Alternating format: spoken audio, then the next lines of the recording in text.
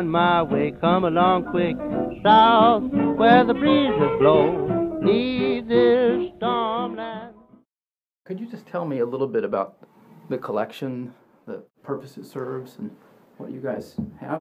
Yeah, the Center for Popular Music's been here since 1985. It was established by the state as the Center for Excellence in Tennessee. The collection's been put together since 1985.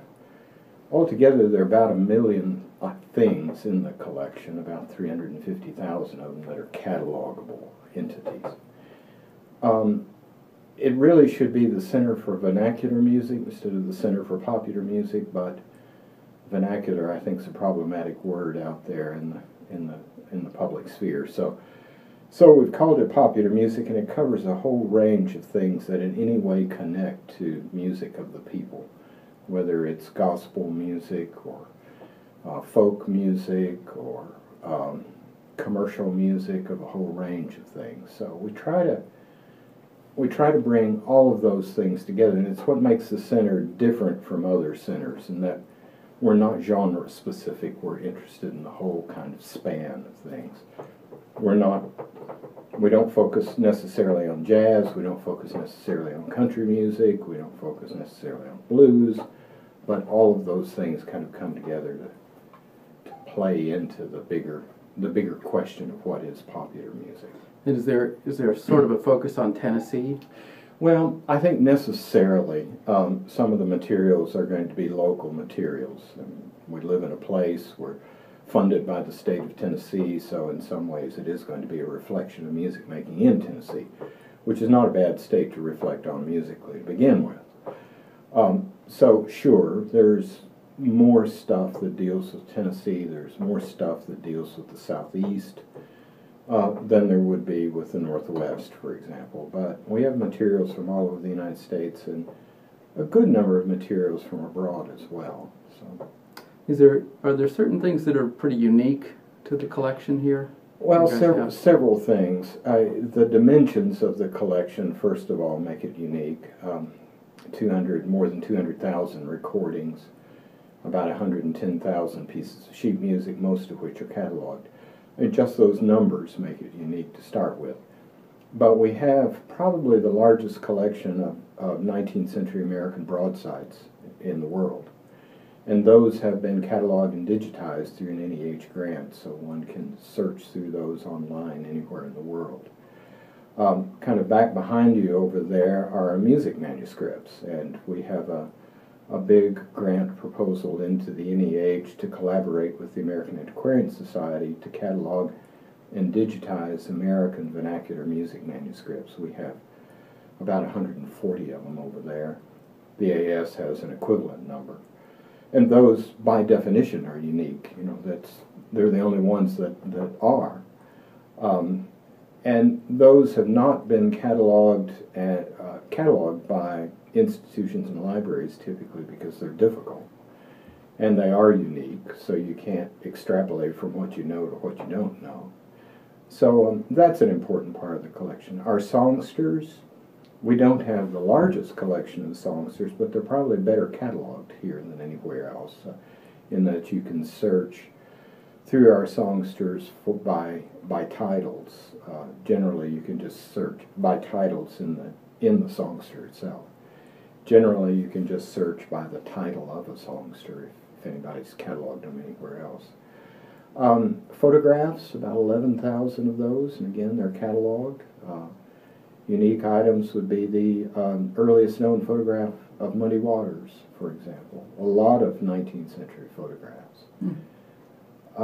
We have business papers, again, because of our proximity to Nashville, I think. Probably have the largest collection of ephemeral magazine titles having to do with popular music. These things are almost always ephemeral. We have 2,200 of those titles. Popular music magazines can pop up with a band making a tour and then be gone after 3 months. So we've made an effort to collect those. Generally back here, though, what I do is anytime recordings come in, I'm basically the one who kind of takes care of them and puts them back into the collection. process of sorting out stuff, determining whether or not we've already got a copy, finding, and then changing out for the better one if there are two, that, or if we're replacing one. If we've already got it, we'll keep the better of the two. Or if there's any variations, deciding whether or not we want to keep the variation or not. Then cleaning and resleeving stuff. If there's any transfer work to do, I'll do it in here. And we're primarily concerned with formats that are deteriorating or falling apart. Lacquers that are separating, generally all of those are going to one day kind of go belly up anyway. And so that's what we want to do, is to get that sound digitized in the best, cleanest possible form.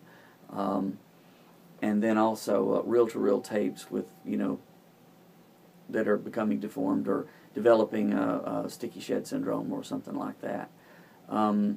But commercial recordings, mainly tapes, I'm sorry, not tapes, but records, shellac 78s, vinyl 33s, and 45s are fairly stable, and if stored in a good environment, they're going to be cool for years to come. I mean, we have cylinders that are called wax cylinders that are very playable after 100 years, so as long as they're, again, stored properly.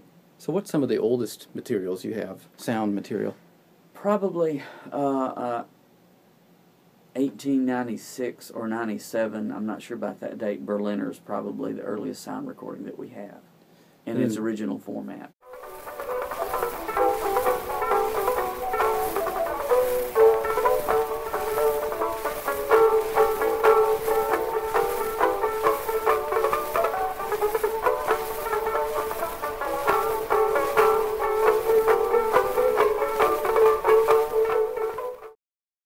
Have there been recent projects that you can think of that people have worked on here, scholars, researchers, historians, musicologists? Well, we get people in like yourself pretty regularly working on special projects. I'd have to look back over what's happened over the last year, but a scholar was coming in working on the Hawaiian slack guitar here in the United States. So we've had, well, I myself did much of the research for the Ingalls Wilder Family Songbook from this collection.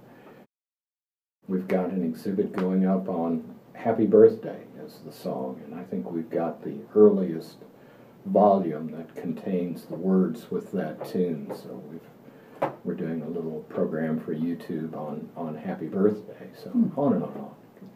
Well, thank you for your time. Sure thing.